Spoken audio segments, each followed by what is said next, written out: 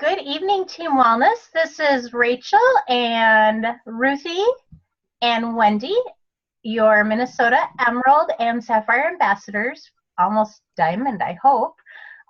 We are here tonight to do a Zoom training on Back to the Basics.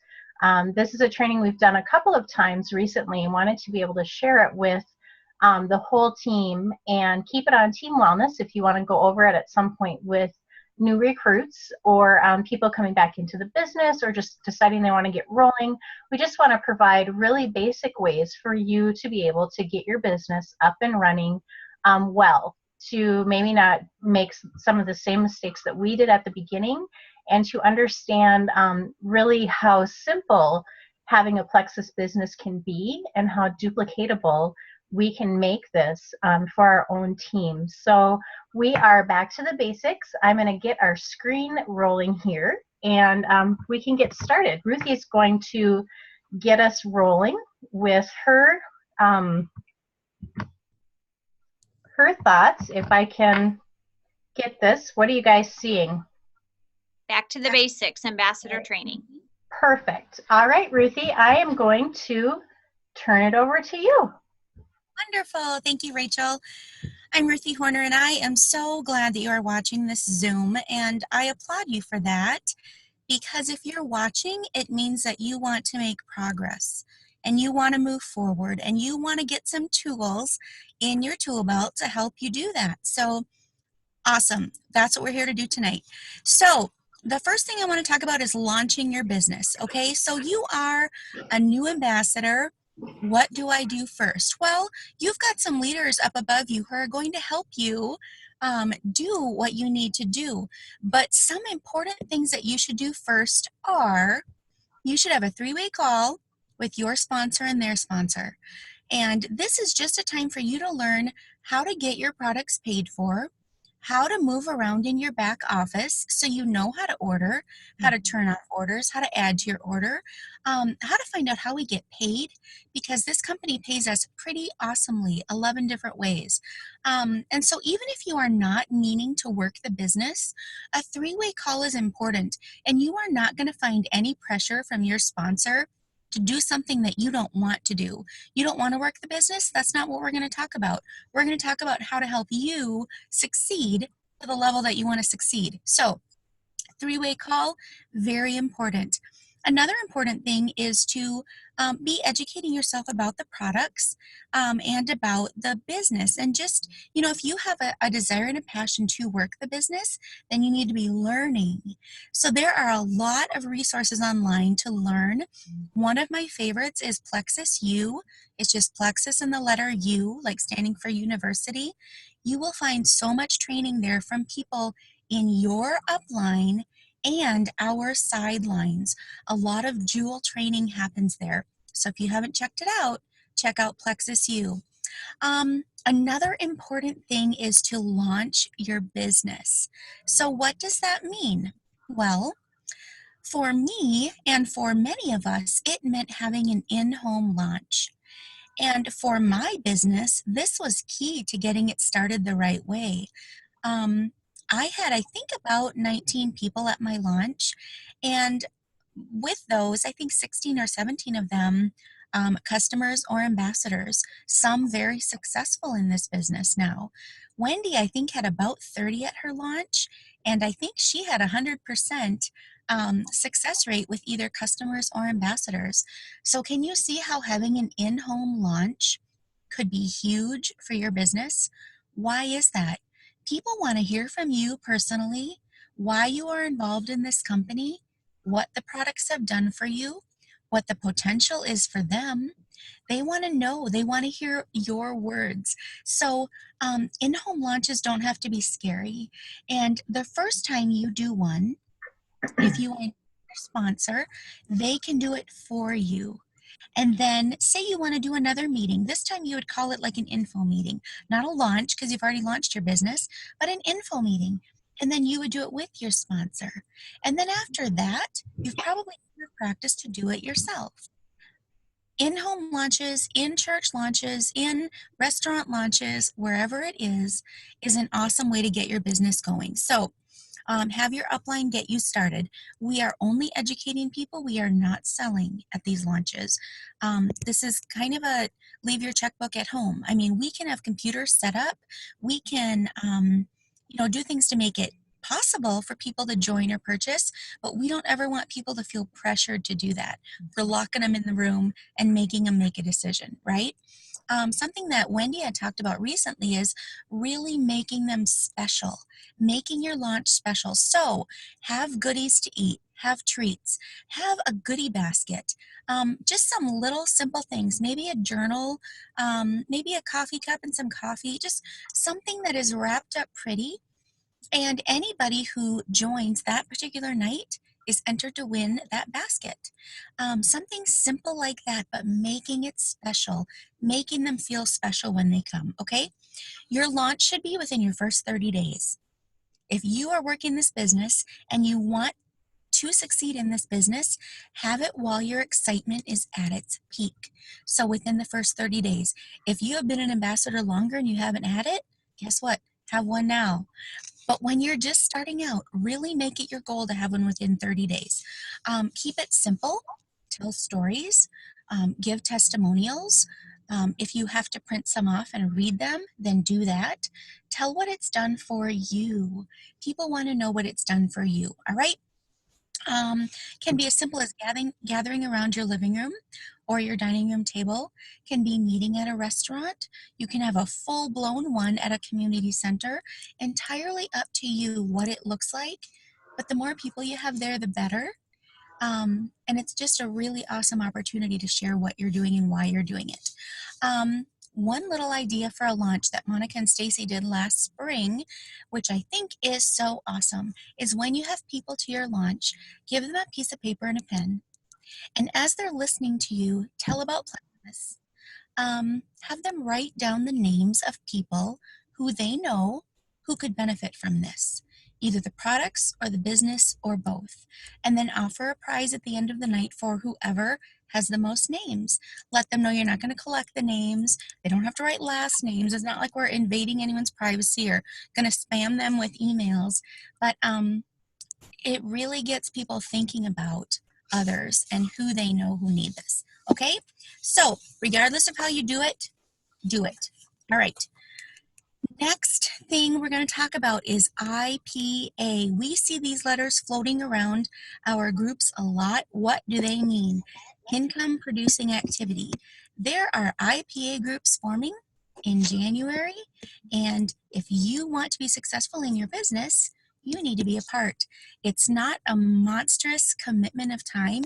It's just saying, I am going to do several things every day that are going to help build my business. So I'm going to give you 8 really good ideas from a book called The Magic of Thinking Big. And this is by David J. Schwartz, if you want to look him up. I love this book. Number 1 is be an activationist. Be someone who does things. Be a doer, not a don'ter. Number 2, don't wait until conditions are perfect, because, as we know, they never will be. Expect future difficulties and obstacles and solve them as they arise.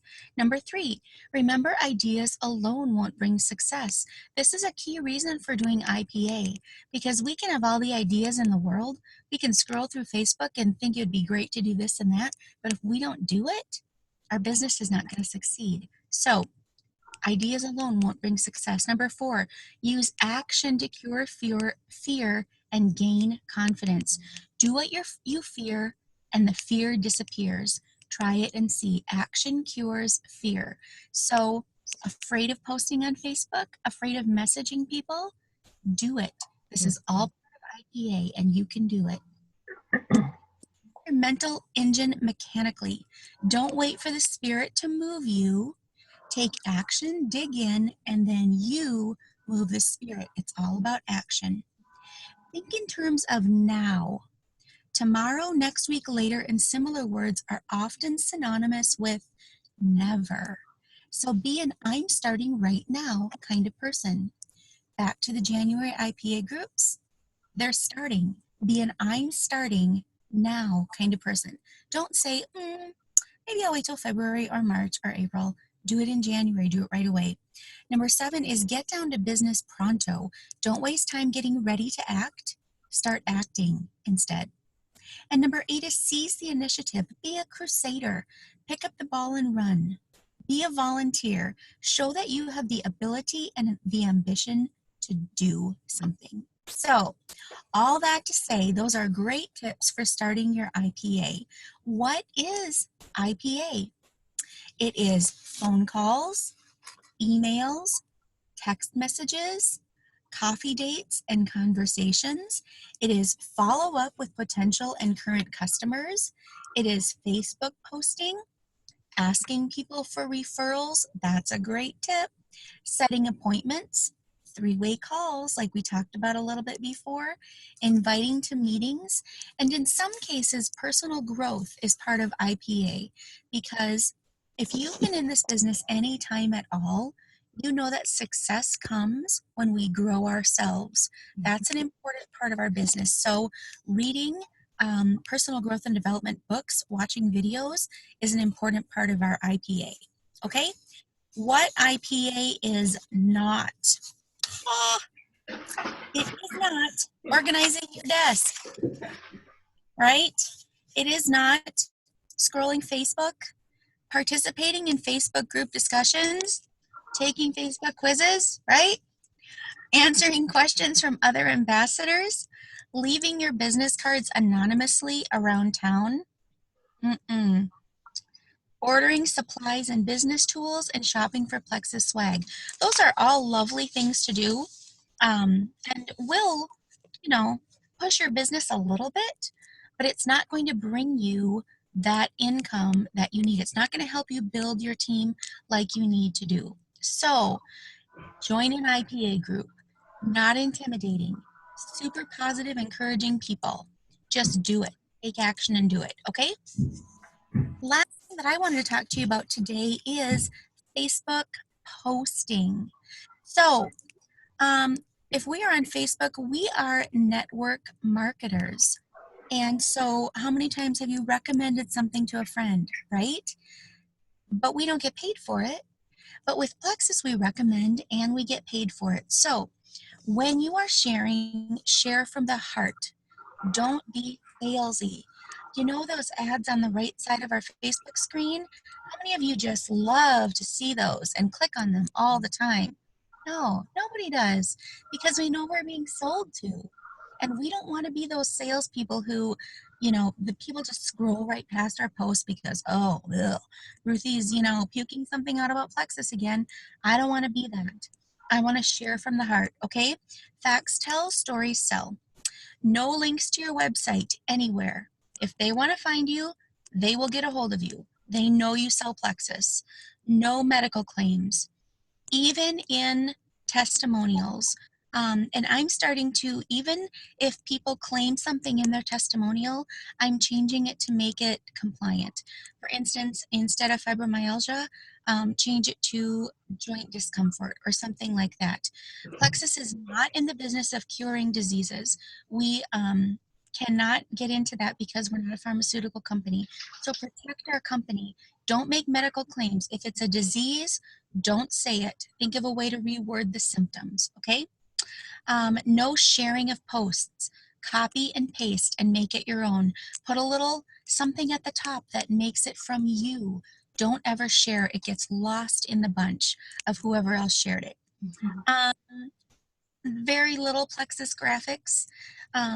If people scroll through your page and all they can see in the past, 2 weeks or whatever is that it's $22.95 to join our team, they're not going to really care about it.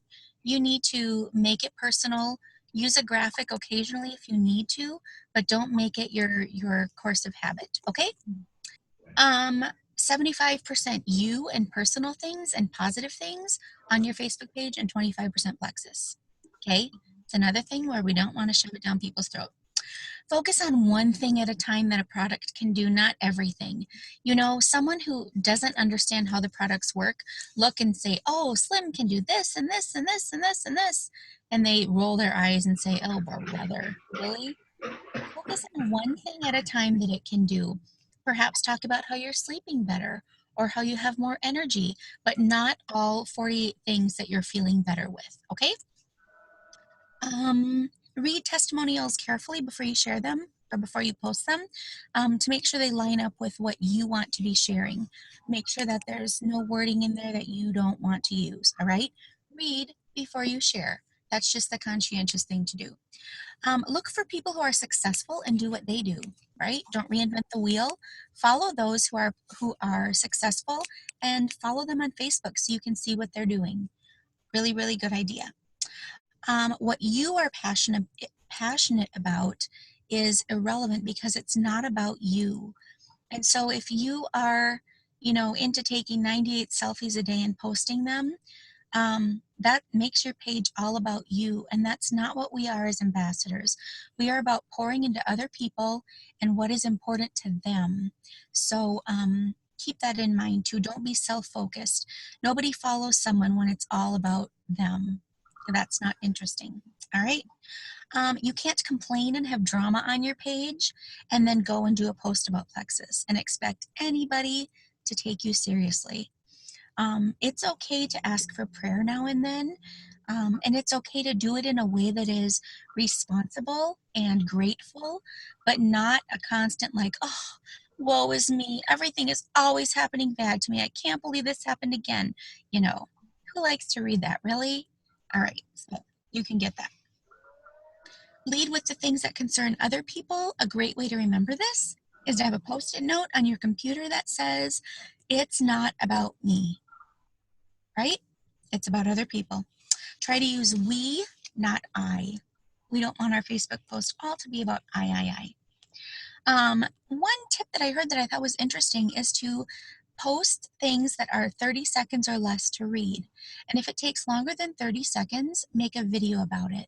Making a video is a great idea anyway. People want to see you and hear the passion in your voice and see your smile, right? So if you're making a video, be conscientious of those things and do it right. But if it's too long of a post to type, don't type it out. Okay? I'm trying to hurry because I know we have to get to more things. Pray for your post before you click post, especially if it's something that leaves you really vulnerable. If you've shared something that is iffy, those are typically the posts that get the most response. But make sure that you've prayed about it and that it's the right thing to do. And pray for those who are going to be reading. Okay, we are actually loving people through this business. You don't want to scream Plexus because you look desperate. And when you are desperate, who are you focusing on? Yourself. I'm desperate. I need to build my team. I need customers. I need whatever. Don't be desperate. This is about them. If you focus on other people, the other things will take care of itself. What is in your heart comes out in your Plexus posts and in your talking. We think we can hide it, but if we are doubtful, if we, whatever it is, if we have something negative harboring about Plexus in our hearts, it's going to come out in our post and people are going to pick up on it. I don't know how, but it's just something that happens. And so make sure that you are posting from a pure heart and a good place. If someone makes a snarky comment on your post, rise above it. It's not worth getting into it. They don't know what they don't know, and that's okay, right? All right, think high standards in everything you do. Always choose the high road. People follow people who are convinced of what they believe. Unbelief comes across on Facebook. And don't wake up in the morning worrying about bothering people. People don't think about you that much. And as much as I want to think that my post just, oh heavens, what is Susie, whoever, going to think of me if I do this? You know what? Susie either reads my post or she doesn't. She zooms past and that's the end of it. She doesn't sit there and dwell all day on what Ruthie posted on Facebook and how offended she is by it or whatever. We are doing something to them. We are not doing something to them. We are doing something for them. So as you're posting, don't think about, oh, what am I doing to my friends by posting on Facebook? Think about, what am I offering my friends? They have no idea what you have to offer them and what this company and this business is. So you are doing something for them. Worrying about bothering people is, again, self-focused. Hard to say it, but it is. And if you could think this little little tiny thing. If you're worried about posting on Facebook, what person's health is going to fail because I'm too afraid to share? What person's finances are going to fall apart because I'm too afraid to share? If that doesn't get you going, I don't know what will. All right, that's what I have for you today. Rachel. Perfect, Ruthie. Thank you so much. Wow, nice job. You covered a lot of topics. I hope everybody's taking notes. When we first began this journey a couple of years ago, Ruthie and I both were working. And I know that a lot of you have full-time jobs. Some of you are working a couple of jobs. And I wanted to really help give you some ways to encourage you that Plexus is totally doable when you are working, when you have a family, when you're busy. We actually love to see busy people join our teams because busy people know how to get stuff done. And so I'm looking for someone who is juggling a few different things at the same time, because I know that they normally can stay on top of things. They're normally organized because they have to be super intentional about their time. And that's what I found that I needed to do in order to do Plexus successfully and keep my business growing when I was working 2 jobs and running to basketball games and, you know, taking care of the dog and everything that so many of us handle in a day-to-day situation. But it's doable, completely doable. But my word for the year is intentional. And I'm planning on having someone make me a charm that says that.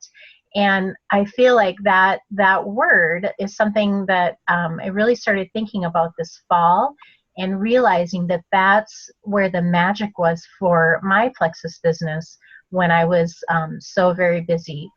I gave up a lot of things when I started really pursuing Plexus. There were things that had to be put aside for a while, and my family was supportive of that. On Saturday mornings when I was home, I was listening to training videos. I was pulling up YouTube videos. There are so many people with YouTube channels that are so good to watch and learn from. Sonia Dudley helped me launch my business with Wendy. When I was sitting in the car heading to the cities for another basketball game, I had in earbuds, I had a notepad, and I was listening to Sonia and taking notes all the way there and often all the way home. Super intentional with my time. Saturday mornings, Keith agreed to make breakfast. He loves to do that anyhow. And I would sit at the dining room table and listen to Charlotte Seam's Call and Belief over and over and over again. Ame Darling, A-I-M-E-E Darling, great information. She's a master nutritionist. I've learned so much from the way she explains Plexus. Lori Harrison, the fungus queen. She's great at explaining what our bodies deal with when it comes to outside influences. I really enjoy listening to her. Rock the Pink. They do a video series every Monday night. It's on YouTube. Check it out. They have so many things that you can learn from. So some of the things that I gave up 2 years ago was TV time. I wanted to be with, or I wanted to get some work done and not just sit in front of the TV, so I gave up Seinfeld. That was my go-to relaxation time. That time became my reading a book, watching a video, learning about Plexus. And I'm really thankful for that, because giving up the TV gave me so much more going on in my brain than just shutting it off and relaxing. I kind of laugh and giggle about this, but I did a lot of work in the tub. No one bothered me when I was in the bathroom, and so I would get a lot of things accomplished in there. I always had a notepad. I had my phone. I was taking notes. I was watching videos. I was reading books, and my family let me be. So that became really important to me when I couldn't get anything else done. And I also I learned over time to put my phone away, to disconnect, and to be present with my family when I needed to be. When that time came up that my family got sick of Plexus and was really tired of me staring at my phone constantly, Keith and I just came up with a time frame that worked for us. So from 6 to 8 was my Plexus time, when everybody was okay with me sitting with my phone in my lap while we watched a movie, when everybody was okay with me having earbuds in, and when it wasn't that time in the evening, I put it away and I tucked my kids in at night, and they had their mom present while I was around, instead of disconnected and staring at the phone. So I really encourage you to make your time with your family intentional, and then make your time with Plexus intentional. Do we have to work Plexus 24 hours a day? No. It's hard not to, because we kind of all seem to develop this thing called a Plexus brain. And I've had people, and I message Wendy with the same question, like, I cannot sleep, I cannot shut it off. It can really consume our thinking.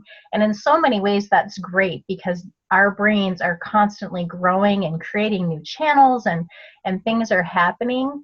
But it's just learning to shut that off and be intentional with our family, I think, is super important. I'm just going to click through here. We're actually running out of time, ladies. We might have to extend this. I recently, Ruthie had posted this actually on her page. It was Celeste Gwen's daily method of operation. And I printed this out, and I've got it sitting next to me when I work during the day.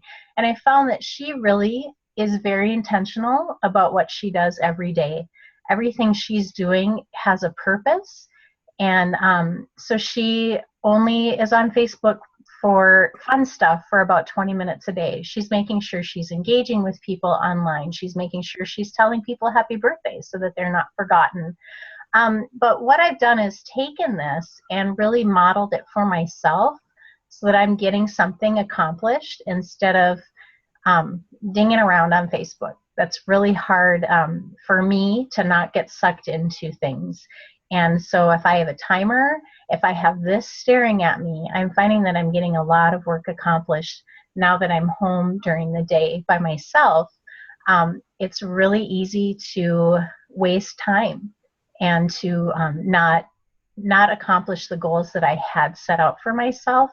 And so pulling this out and becoming intentional again has been super important.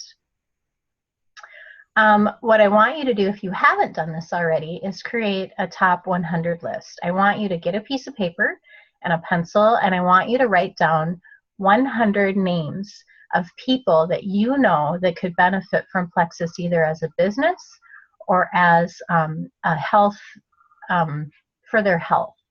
Some of them are going to fit into both categories. When I first started, I was just writing down names so that I could fill up my piece of paper. I've got a new list of 100 started, and I'm being very careful about it. I'm not just writing down names. I'm really being intentional and thinking, do I want this person on my team? Would they benefit as a customer or as an ambassador? Do they have influence in their life?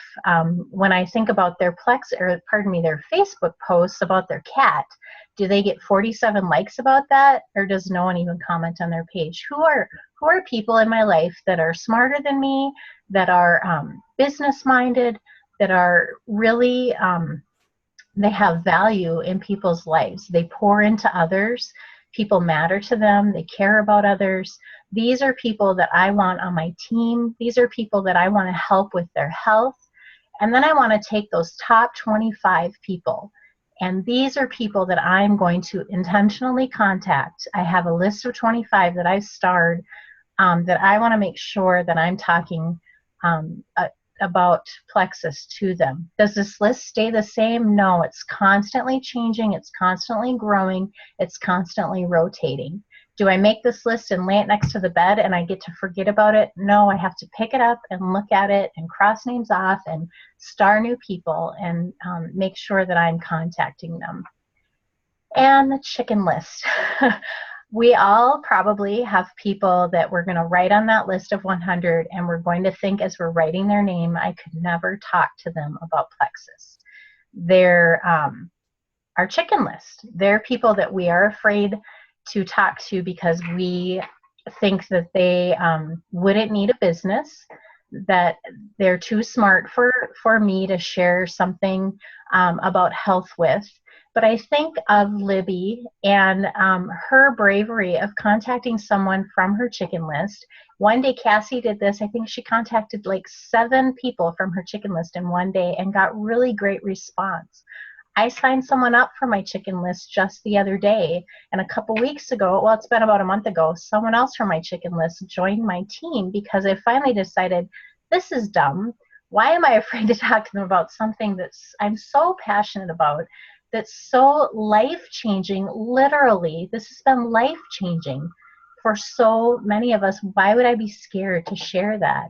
And when I've been brave and conquered that fear, no one has, bit my head off or unfriended me from that chicken list.